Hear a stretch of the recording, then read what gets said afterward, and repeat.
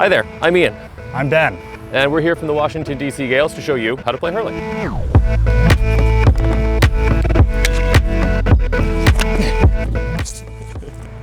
Hurling is an Irish field sport played with a stick called a hurl and a ball called a slitter. Players compete as a team to try to score points or goals. You score points by striking a ball through the uprights, and you score a goal by striking it into a net past a keeper for 3 points. There's a couple ways you can move the ball around the field, but first you have to get the ball into your hand. So you can never grab the ball off of the ground. This is a no-no. You always have to use the stick to rise the ball. There's two primary ways you can do this. One is jab lifting, where you use the broad part of the hurl called the boss to just scoop underneath the ball straight into your hand. The other style is called roll lifting, where you use the hurl to roll the ball back towards yourself and up into your hand.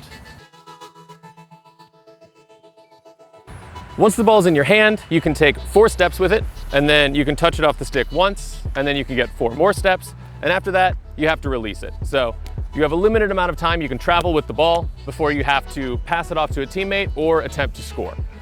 There's a couple different ways you can move it around the field.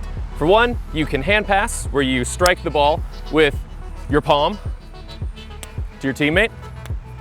And then if you're further away, you can use the stick to strike the ball to your teammate. Normally you'll do this if they're further away, and hand pass when you're closer together.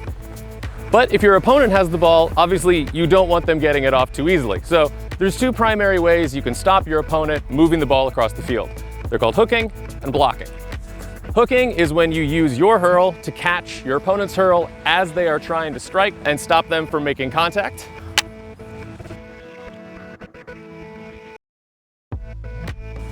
And blocking is used when usually you're between the goal and your opponent, and you use the hurl to stop the ball or hit the other hurl to make sure that they can't score. There's a couple other things to know about how the ball moves around in the game. If the ball falls out over the sideline, the opposing team that did not hit it gets to take a sideline cut where the ball is placed on the ground and a player uses the hurl to strike the ball back into play. And now we have to go get the ball.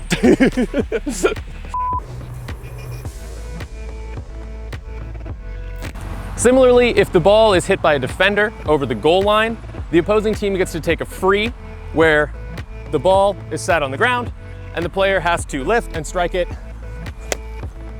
in one motion.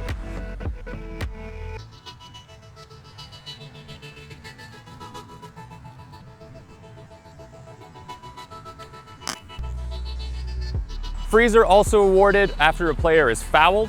There's a couple ways you can foul in hurling. One common one is called chopping, when you bring your hurl down. You can never swing the hurl straight down. It always has to be side to side. Another common thing that you'll see that is considered a foul in hurling is pushing in the back. You're not allowed to do that. That is against the rules. Yeah, you enjoyed that a little too much. Shoulder to shoulder contact is legal in the game, but you're never allowed to put your shoulder into another player's chest. And you're also not allowed to shoulder another player if they're down and their head is low, trying to lift the ball. So there you have it. That's the basics of how to play hurling. If you'd like to get started with us, we do accept players of all skill levels, and you can find out more by going to dcgales.com or sending us an email at hurling@dcgales.com. Hope to see you out there. All I see is just the blazing sun. Oh, Jesus.